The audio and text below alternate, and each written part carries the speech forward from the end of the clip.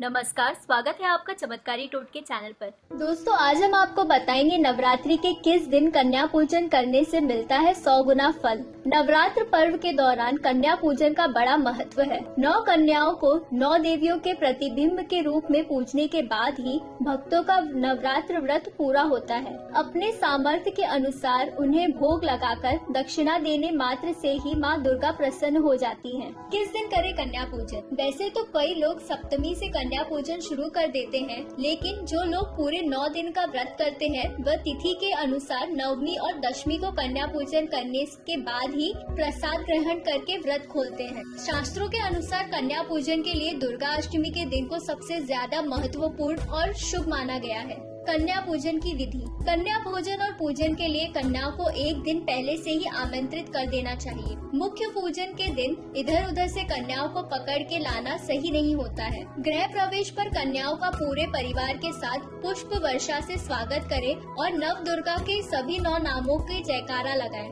अब इन कन्याओं को आरामदायक और स्वच्छ जगह बिठाकर सभी के पैरों को दूध से भरे थाल या थाली में रखकर अपने हाथों से उनके पैर धोने चाहिए और पैर छूकर आशीष लेना चाहिए।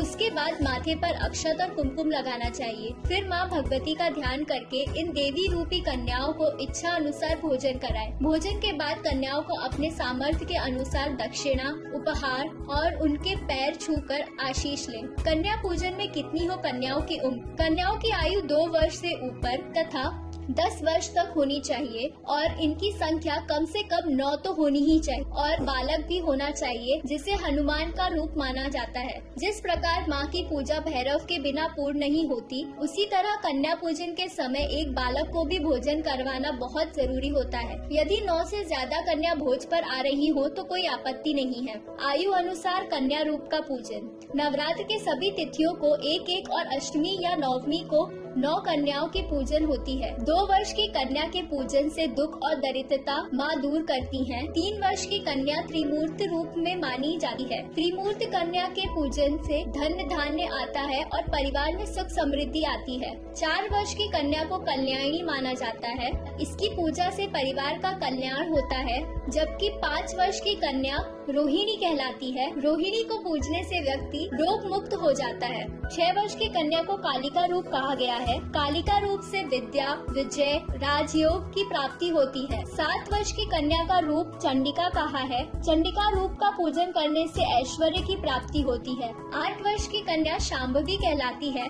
इसका पूजन करने से वाद विवाद में विजय प्राप्ति होती है। 9 वर्ष की कन्या दुर्गा कहलाती है। इसका पूजन करने से शत्रुओं का नाश होता है तथा असत्य कार्य पूर्ण होते हैं। 10 वर्ष की कन्या सुभद्रा कहलाती है। सुभद्रा अपने भक्तों के सारे मनोरथ पूर्ण करती हैं। सिर्फ 9 दिन ही नहीं, जीवन भर करे इनका सम्मान। नवरात्रों में भारत में कन्याओं को देवी तुल्य मानकर पूजा जाता है, पर कुछ लोग नवरात्रि के बाद यह सब भूल जाते हैं। बहुत जगह कन्याओं का शोषण होता है और उनका अपमान किया जाता है। आज भी भारत में बहुत सारे गाँवों में कन्या के जन्म पर दुख मनाया जाता है। ऐसा क्यों? क्या आप ऐसा करके देवी माँ के इन रूपों का अपमान कर रहे हैं? कन्याओं और महिलाओं के प्रति हमें अपनी सोच बदलनी पड़ेगी। देवी तुल्य कन्याओं को सम्मान करें। इनका आदर करना ईश्वर की पूजा करने जितना पुण्य देता है। शास्त्रों में भी लिखा है कि जिस घर में औरत का सम्मान किया जाता है वहाँ भगवान खुद वास करते हैं। इसीलिए दोस्तों, बेटी बचाओ और बेटी पढ़ाओ।